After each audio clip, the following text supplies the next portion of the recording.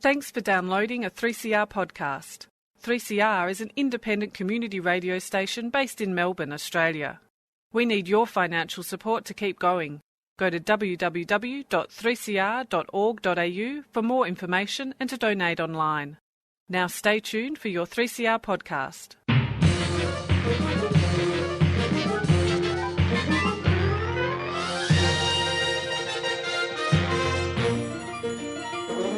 Welcome to Lost in Science, where we have science in your ear holes.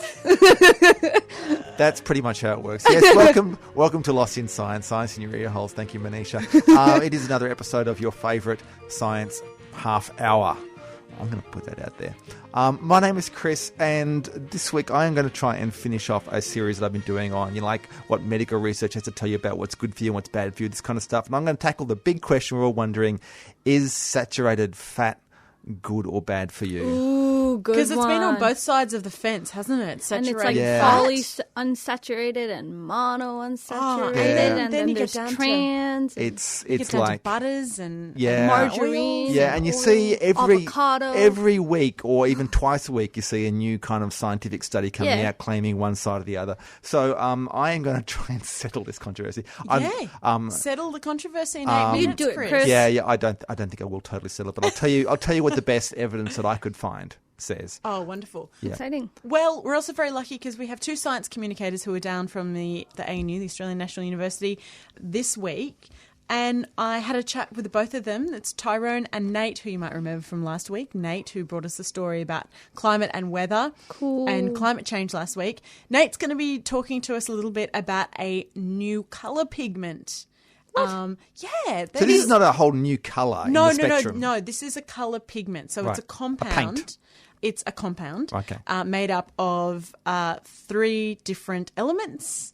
And I think it was actually created by accident, but it's got some very cool properties in how it sort of absorbs light in the visible spectrum and then also in the invisible spectrum. So, it's a really interesting story from Nate. Wow. Cool, Yeah. and you're holding up a good example of it right now in the studio, Claire. It looks beautiful. It is dazzlingly blue. Yeah. Yep, just like your jumper. Thanks. I washed it, And your matching shirt. Yeah. Very blue as well. Lovely. And we also have Tyrone, who is a biotechnologist, who's going to talk to us about some very interesting research that's going on, genetically modifying silkworms. Silkworms you would remember from childhood as the worms that you would keep in a bucket with a lot of mulberry leaves, isn't it? Mulberry leaves, Yeah. That's right. You guys had a very weird childhood. It's the Australian childhood, mate. Yeah. And genetically modifying silkworms to produce spider web. I've heard about that. An alternative type of a way to actually produce large volumes of spider web, which is stronger than silk. So when are the spider worms coming to get us? Imminently. Right. Cool. But listen to the rest of the program before you run out your doors, everyone.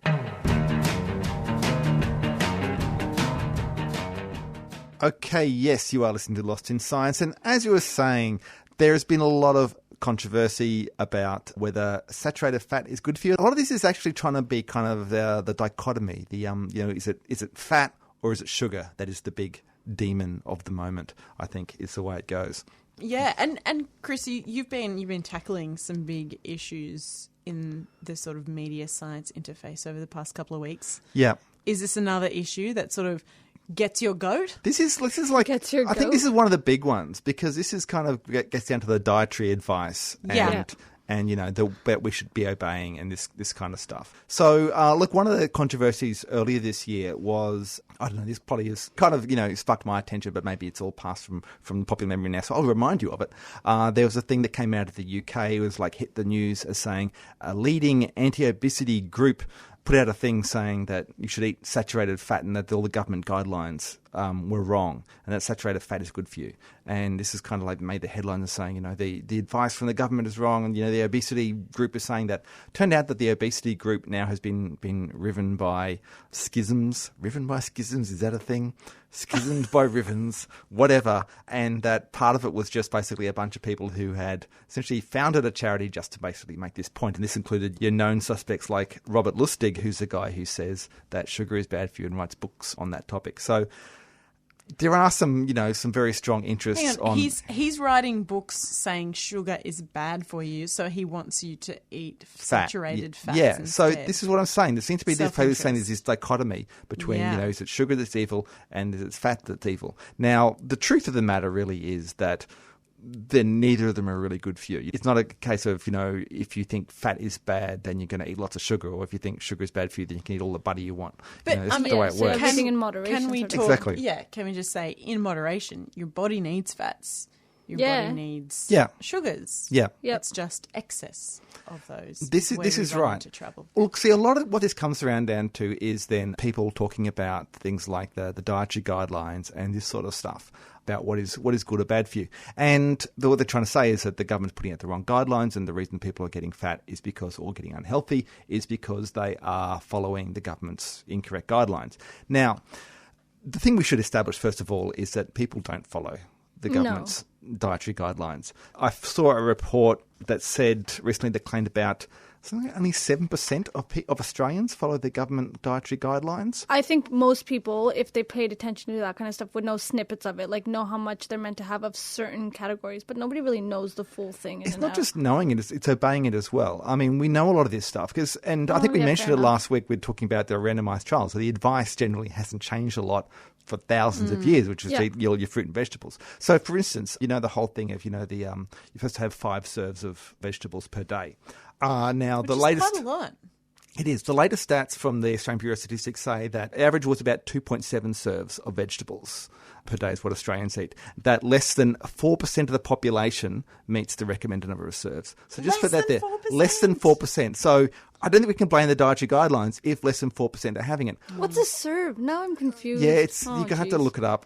The other side of the spectrum is something they call discretionary foods. Now, this is stuff they're not necessarily for your nutrients. They're often high in saturated fat, salt, sugar, or alcohol, and they're recommended that you only consume them. They're sometimes food, basically. Only sometimes in very small amounts. The average Australian gets 1/3 of their total daily energy from these so-called discretionary foods. So we're clearly not following the guidelines, is the thing. So, when it comes to the question of, are the guidelines wrong? Well, we're not following them anyway. So maybe don't chuck them out and blame the guidelines, is what I'm saying. Going back to the question of whether the fat is good for you or bad for you, this is an idea that, of course, has been around a long time. And essentially, the theory behind it is that heart disease and that sort of stuff is when your arteries get clogged with cholesterol, plaques made out of cholesterol, and that eating more saturated fat increases the amount of cholesterol in your bloodstream that then, will cause these plaques. Some people debate whether that's a cause and effect thing, but then there have been sort of epidemiological studies that have drawn a connection between the increased saturated fat and the rates of heart disease. Now then, of course, other people then come out with their own studies that try and question that. So who do you believe, I guess, then comes down to, if you're going to want to decide whether it is good for you or bad for you? Well, do you need to believe anyone, because the government puts out guidelines and no one actually but personally yourself, them anyway. Should you believe people who say saturated fat is good for you, or should you believe? So but there's the difference between saturated and unsaturated and trans fats too. So where does that all play into it? Okay, well this is the thing. So the chemically, the saturated just means that it's got a lot of hydrogen atoms attached to the molecules, whereas unsaturated has some double bonds between the carbon atoms in these like chains of fatty acids. So are they okay? So now I know I'm going to say this, and neither of them is meant to be healthier than the other, but aren't unsaturated fats meant to be like the ones that come from good things like avocados and almonds and things like that? You tend to get unsaturated fats from vegetables and saturated fats from animal fat and that kind of thing. Yep. Cool. So look, okay, so it is hard. There is a lot of different studies that comes out every week saying eat one or eat the other. I'm going to give you the advice I always give, which is you go to the reputable sources, which in this case being the good old Cochrane Library, the Cochrane Collaboration, which I'm sure I've mentioned before. You're frowning. I'm frowning because I haven't ever heard you mention that. Okay, the Cochrane Collaboration is basically an international group. They're meant to do impartial meta-analyses, systematic reviews of the published research. So what they do is they'll have a research question, and they'll say these are our criteria for the studies that we want to include in this, and they will just do a search through the databases, get all the studies, and then compile them together and weight them by quality of whether, how much bias there is in this sort of stuff, and, the size of the study, statistical strength, those sort of things. So they do these for everything, not just diet related? They do it for all kinds of medical interventions. Yep. And they have examined this question. And the evidence isn't really strong, which is kind of says that there is a lot of debate here. But essentially what they found is that reducing your saturated fat intake does reduce the incidence of basically cardiovascular events, as they put it. Okay. By 17%, it reduces the incidence of cardiovascular events. However, when they dig Does that include heartbreak? No. That does. When they dig into it further, it is not so much just cutting out fat altogether, but it is the replacing of the saturated fat with the unsaturated or polyunsaturated fats. Oh, I see. So which is your vegetable oils and this sort of stuff. So that was from a Cochrane review published in 2015. So what should you eat then if this is the case? There's another one that they published in 2013 looking at the good old Mediterranean diet. Now, you've probably heard of the Mediterranean diet before. Olive oil. That's the thing. And, I don't know, delicious feta. So this is... Feta. And pasta and like tomatoes, rice or and not tomatoes. including... Okay, so this kind of came to attention from the famous 7 countries study back a number of decades ago, where they basically looked at the incidence of heart disease in different countries and found that the Mediterranean countries had better performance than other sort of developed nations. And so they looked at the Mediterranean diet. And you're right, it is all those things. So basically it is... use of olive oil as the main oil, which is an unsaturated fat. It's got low to moderate red wine consumption is included. Legumes, so your beans and pulses, those sort of things. High consumption of grains and cereals, so I guess your rice and pasta and those sort of things. Couscous, if you will. High consumption of fruits and vegetables. I will not. Low consumption of meat and meat products, and increased consumption of fish. Oh, I was just about to say, I thought fish was a big part of it. So fish is not included in meat or meat products. And a moderate consumption of milk and dairy products. And they found that basically people who follow the Mediterranean diet do better, so they get better cholesterol reduction of But cholesterol in how the bloodstream about from that. Following the Mediterranean diet but being out of the Mediterranean? So how much does your environment have to play with all of this? Well, this is actually getting people to study. This is studies where they got people to actually, eat this diet, and they found that it improved those markers. Oh, good. So what it comes back to is all this argument. Basically, it comes back to the general advice: eat your vegetables, don't eat too much meat, eat plenty of fish, have plenty of grains and pulses and this sort of stuff. And that is the boring advice that is going to get the best evidence base for it. And that's the best we can do from the current state of consensus medical science. No headlines here. Yeah, no. Just common sense. Just common sense Common is all sense, you're going to Chris. get, I'm afraid.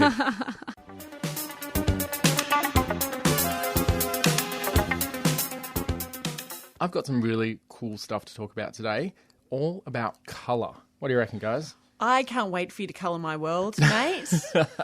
Excellent. So I think a lot of us understand that there are colours. We can see them all around us all the time. Yeah. But it's visible spectrum. Ooh, visible spectrum of light. That's actually wonderful. We're going to come back and talk about the visible spectrum of light. Sorry, I'm getting ahead of myself, aren't I? You're dead on, but the fact that there's a visible spectrum of light indicates that there are some that are invisible. Invisible. Yeah, and I've got some really cool new tech stories to give you about the invisible spectrum of light. Using that properly can help us make some really cool materials. I feel like we don't talk enough about the invisible spectrum. Yeah, well, when you can't see it, it's really, really easy to ignore it, right? And to forget that it's there.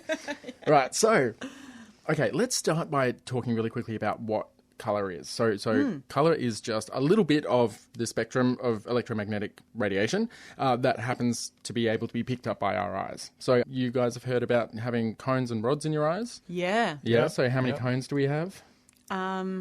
Ice cream cones or No. Traffic cones. Oh, jeez. witches' hats? Well, at least nobody's going to marijuana cones. That's good. Okay, no. So we have 3 types of cones in our eyes. There's one for red, one for green, one for blue, essentially, is what we're aiming for. Okay, so with colours, it's very, very interesting.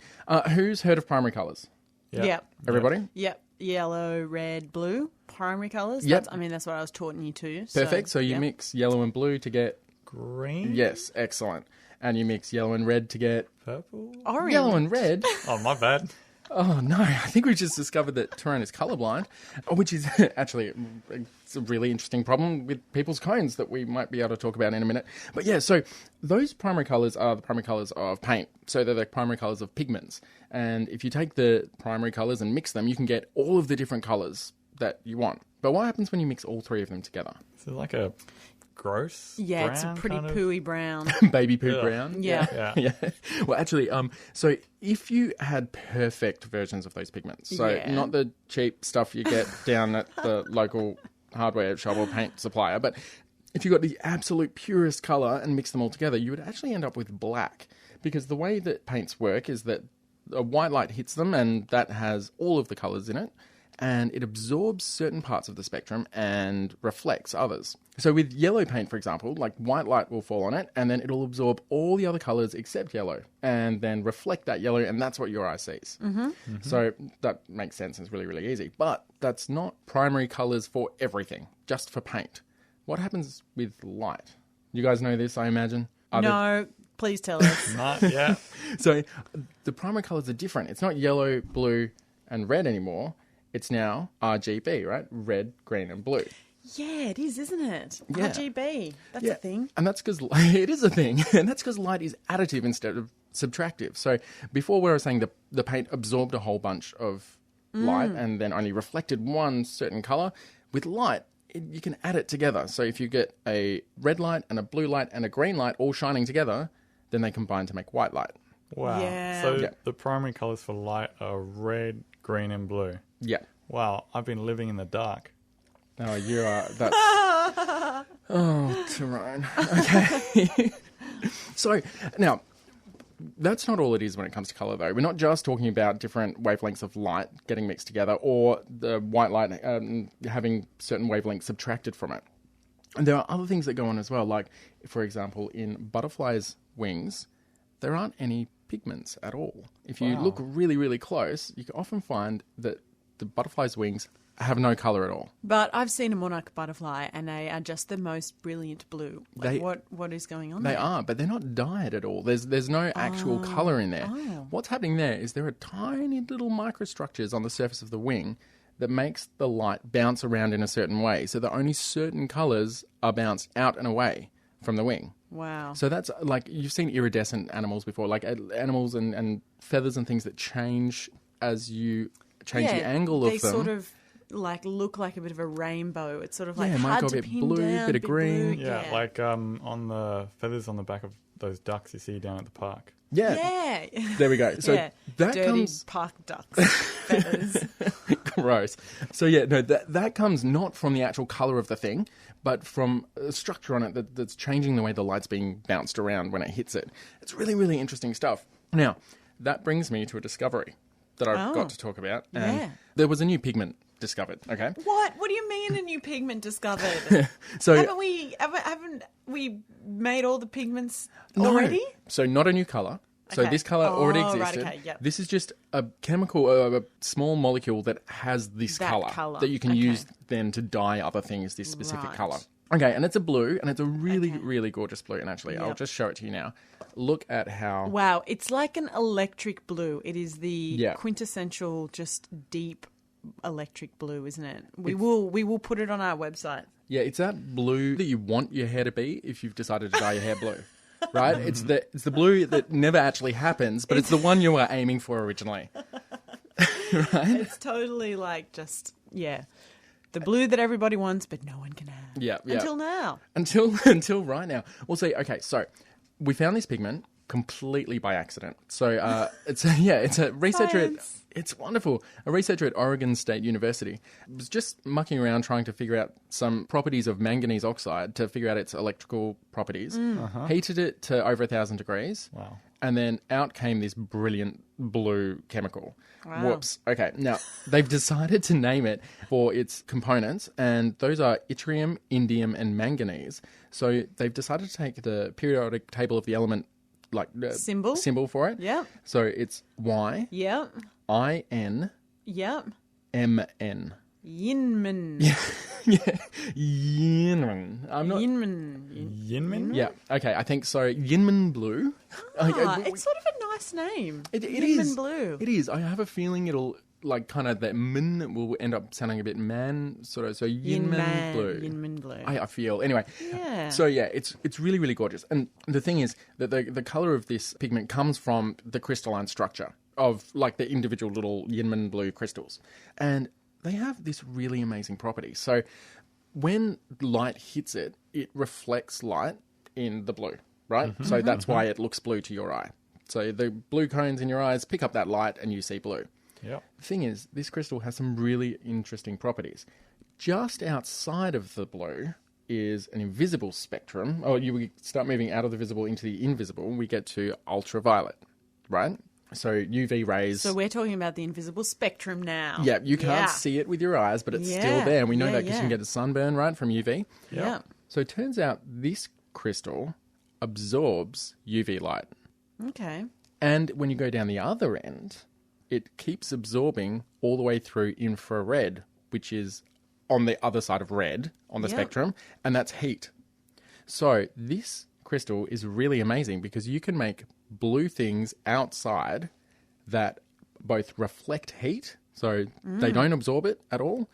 And protect against UV? And they protect against UV. So they can last a really long time. Because one of those things, you know, when you look at signs that are around that have been around for like 10 years or something, and they're all faded and really, really horrible? Yeah. That's because those colours, the things they've used as pigments on those signs, are absorbing high energy UV rays. Right. So you can't see that that's happening.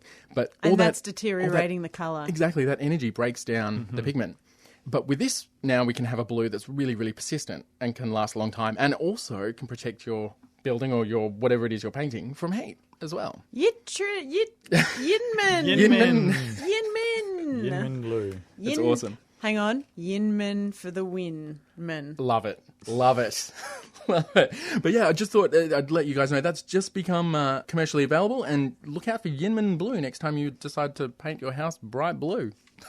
Across Australia on the Community Radio Network, you're listening to Lost in Science.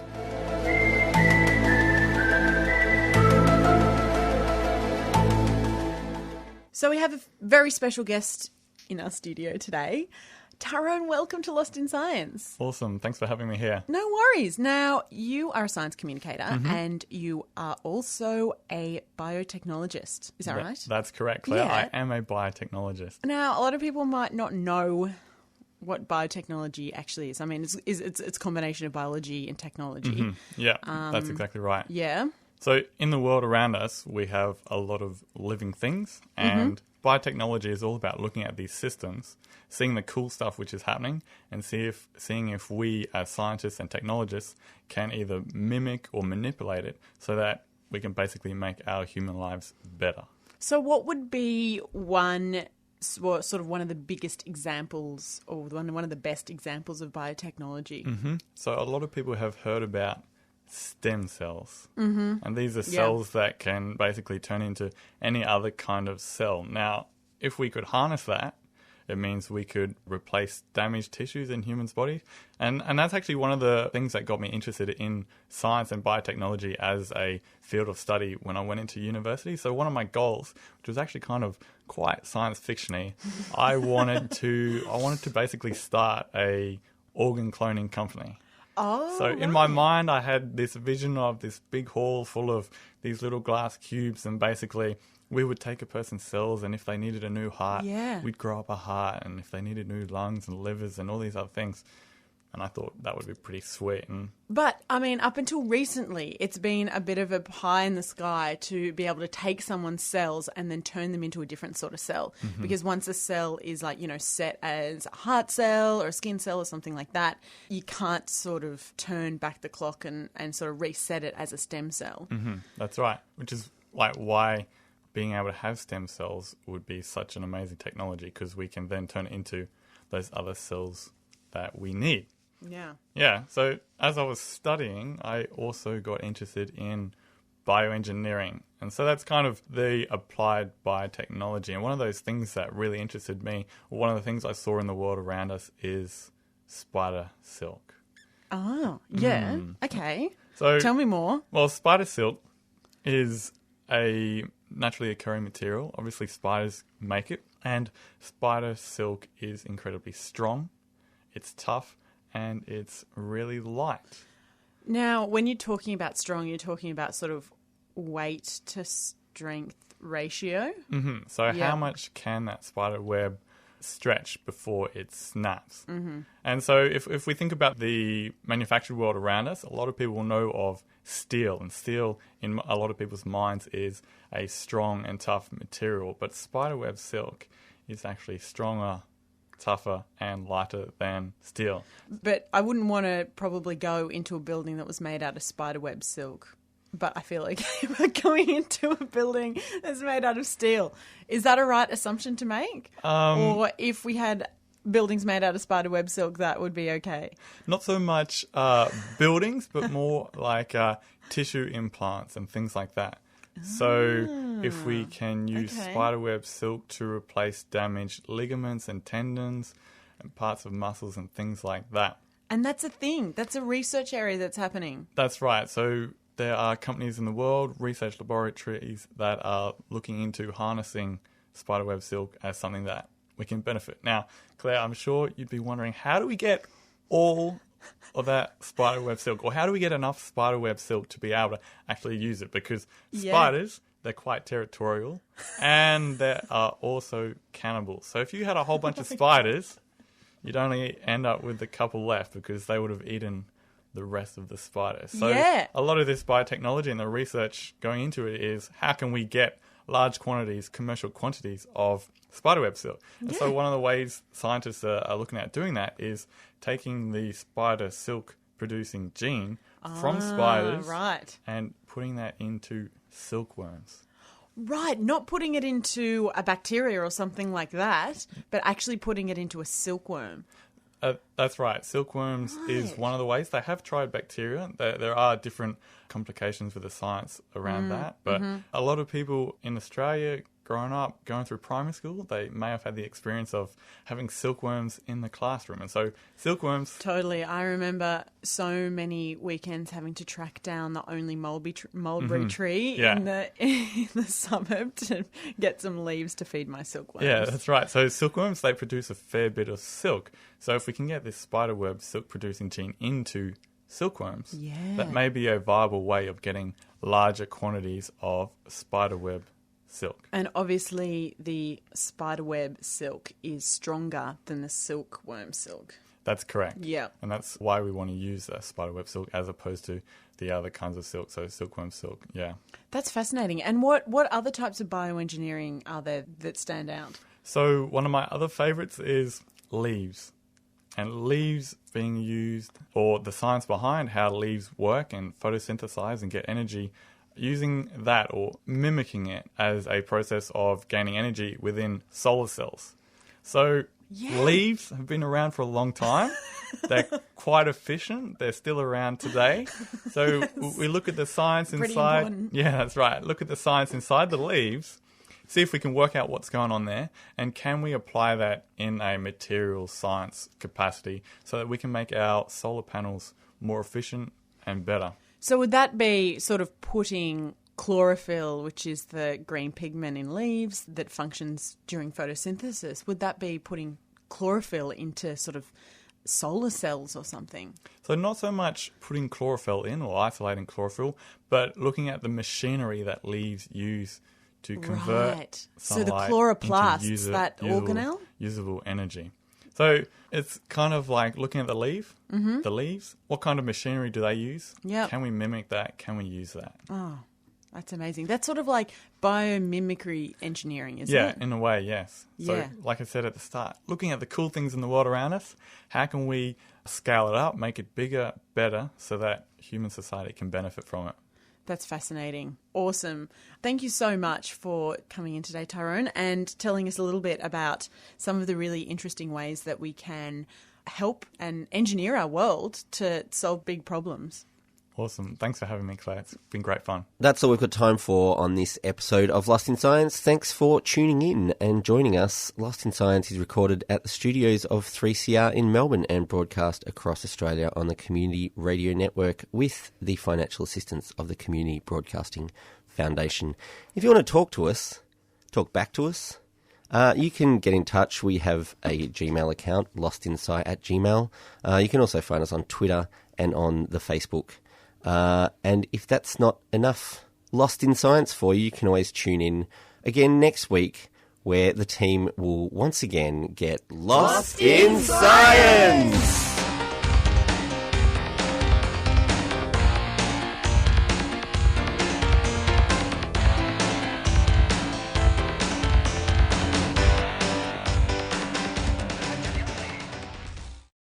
Thanks for listening to a 3CR podcast. 3CR is an independent community radio station based in Melbourne, Australia. We need your financial support to keep going. Go to www.3cr.org.au for more information and to donate online.